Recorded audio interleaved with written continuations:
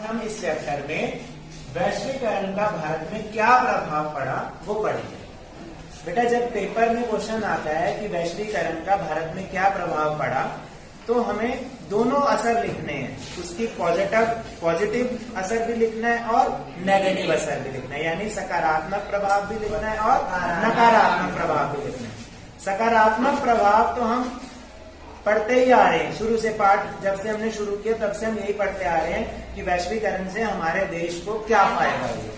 जैसे बहुत सारे लोगों को रोजगार मिला, बाजार में बहुत सारी वस्तुओं की ऑप्शंस बढ़ गई, सस्ती चीज मिल रही है, अच्छी क्वालिटी की चीज मिल रही है, विदेशी मुद्रा मिल रही है, भारत का आर्थिक विकास, और ये तो सारे उसके सकारात्मक प्रभाव हैं। लेकिन नकारात्मक भी हमें पता होने चाहिए कि उससे क्या नुकसान हुआ।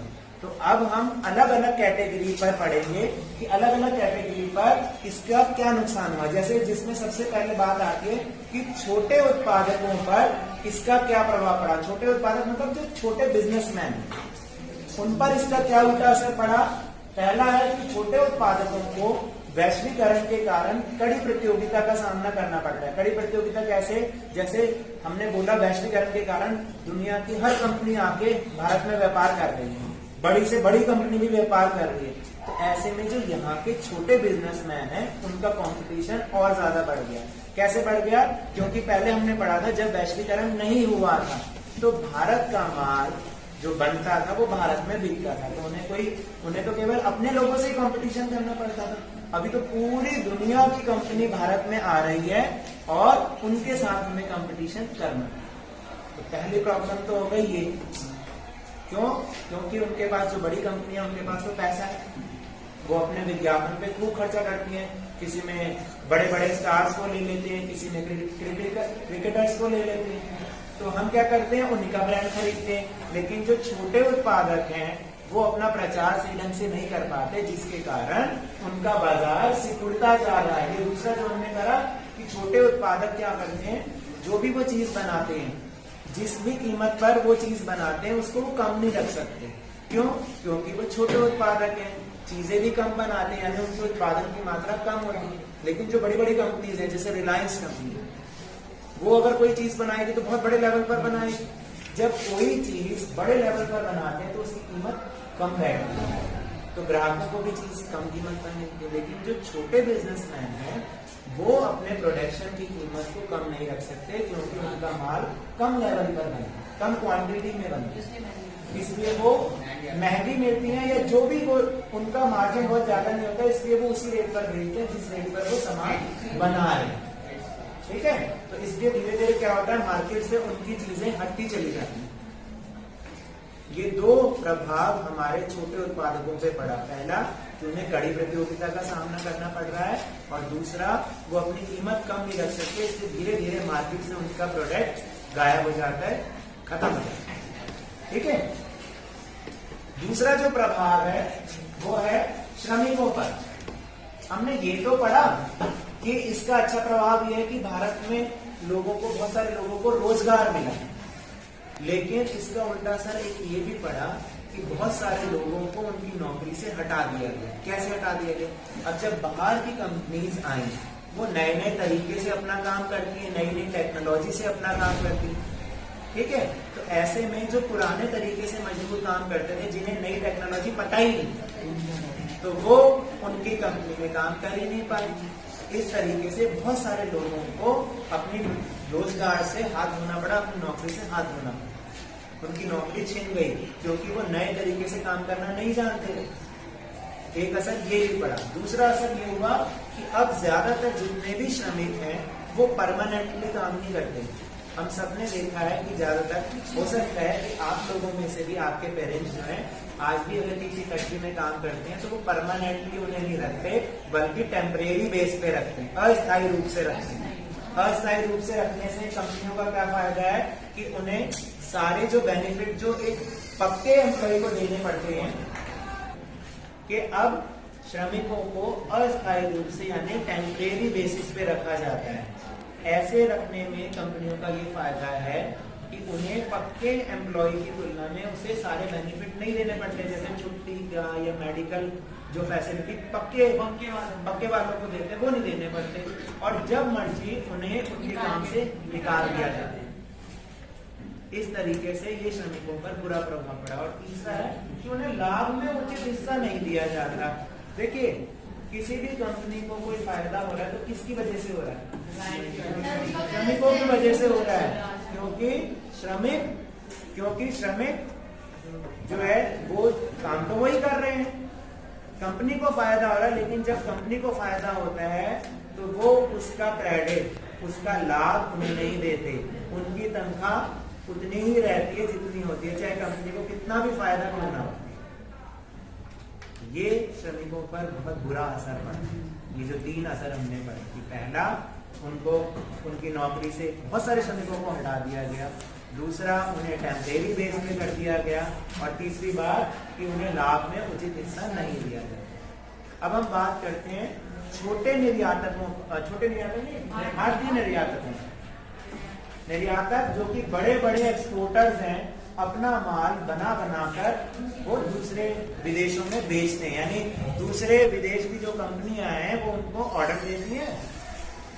बेटा, भारतीय निर्यातकों पर ऐसे असर पड़ा कि जब बड़ी बड़ी कंपनीज उन्हें ऑर्डर देती हैं, वो ऑर्डर तभी देती हैं जब उन्हें कोई फायदा होगा।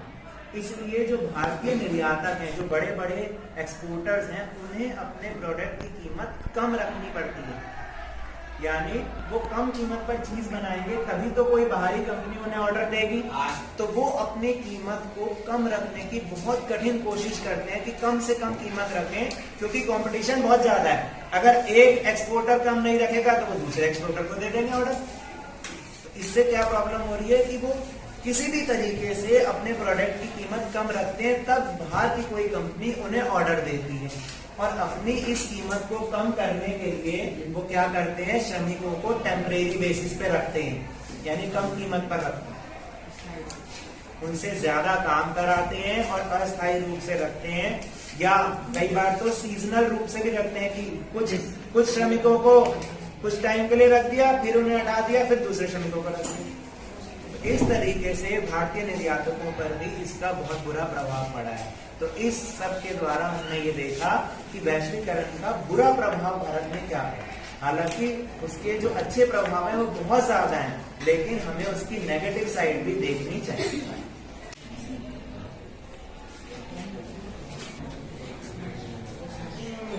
अब हम वैश्वीकरण को न्याय संगत बनाने के लिए हम क्या सुझाव दे सकते हैं उसके बारे में पढ़ें, क्योंकि हमने ये देखा कि कई बार क्या होता है कि हम तो अमेरिका जो है, जब यहाँ पर अमेरिका या कोई भी देश जब हमारे यहाँ आता है तो हम उसके व्यापार में कोई व्यापार अवरोधक नहीं लगाते, लेकिन जब हम उनके देश में व्यापार करने जाते हैं तो वो व्यापार अवरोधक लगा देते हैं। तो ऐसे में मैंने बताया था कि इसकी शिकायत हम कहाँ करेंगे, WTO में करेंगे, विश्व व्यापार संगठन में करेंगे। लेकिन विश्व व्यापार संगठन भी कहीं ना कहीं समान रूप से व्यवहार नहीं करता, वो भी उन देशों की ज्यादा सुनता है जो विकसित देश हैं।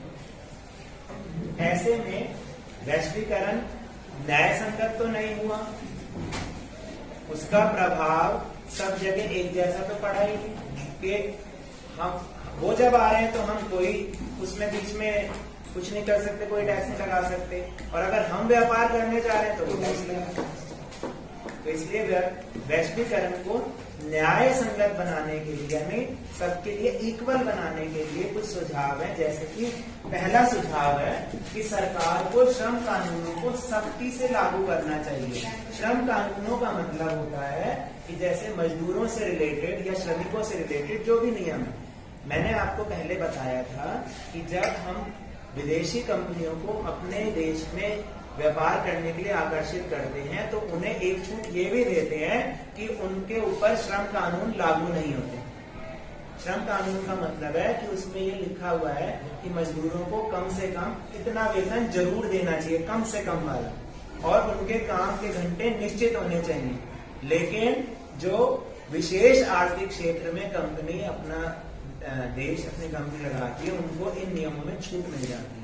तभी तो आपने देखा कि आजकल जो शिफ्ट जो है मजदूरों के काम करने के घंटे हैं वो 8 घंटे भी हैं, 10 घंटे भी हैं, 12 घंटे भी है, कई जगह तो 16 घंटे भी है।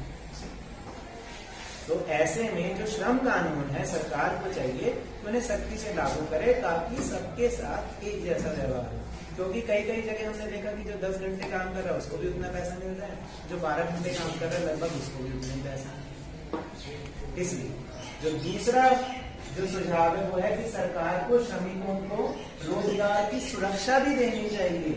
जैसे कि हमने श्रमिकों पर इसका उल्टा प्रभाव देखा था वैश्वीकरण का, कि उसमें था कि उन्हें बहुत सारे लोगों को नौकरी से हटा दिया या उन्हें टेम्परेरी बेसिस पे ही रखे। तो सरकार को ये चाहिए कि हर मजदूर को, हर श्रमिकों को उसकी रोजगार की सुरक्षा दे, कि अगर वो कहीं से निकाल दिया जाए तो सरकार का ये कर्तव्य है कि उसे कहीं ना कहीं रोजगार को दे। ऐसा ना हो कि वो बेचारा नौकरी से निकाल दिया और वो घर पे बैठ जाए और कुछ काम ही ना कर पाए, उसको कोई नौकरी मिल ही ना पाए। तीसरा है कि सरकार को छोटे उत्पादकों की मदद तब तक करनी चाहिए जब तक कि वो प्रतिस्पर्धा के लिए सक्षम ना हो जाएं। हमने ये पढ़ा कि वैश्वीकरण का बुरा प्रभाव छोटे उत्पादकों पर ज्यादा पड़ता है, जो छोटे बिजनेसमैन, क्योंकि वो प्रतियोगिता नहीं कर पाते, बड़ी कंपनियों के साथ प्रतियोगिता नहीं कर पाते। ऐसे में क्या होता है, धीरे धीरे उनका प्रोडक्ट मार्केट से गायब हो जाता है, उनका बिजनेस खत्म हो जाता है। तो ऐसे में सरकार को क्या करना चाहिए कि सरकार को उनकी हेल्प करनी चाहिए, और तब तक हेल्प करनी चाहिए कि जब तक वो खुद भी उस कंपटीशन के लायक ना हो जाए, जो छोटे बिजनेसमैन है, यानी उन्हें किसी न किसी तरीके से सहायता करें ताकि वो भी उन बड़ी कंपनियों के बराबर आके और उनके साथ वो प्रतियोगिता वो कर सके। ठीक है। और जो चौथा पॉइंट है, विश्व व्यापार संगठन को सभी सदस्य देशों के साथ समान व्यवहार करना चाहिए।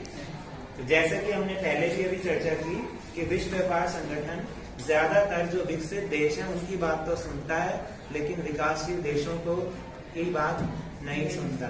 यानी वो विकासशील देशों को तो कहता है कि अपने अंतरराष्ट्रीय व्यापार में से सारे व्यापार अवरोधक हटा दो, लेकिन वो विकसित देशों को ऐसा नहीं कहता। तो इसलिए वैश्वीकरण को न्याय संगत बनाना जरूरी है ताकि सभी देशों में उसका एक समान असर पड़ सके।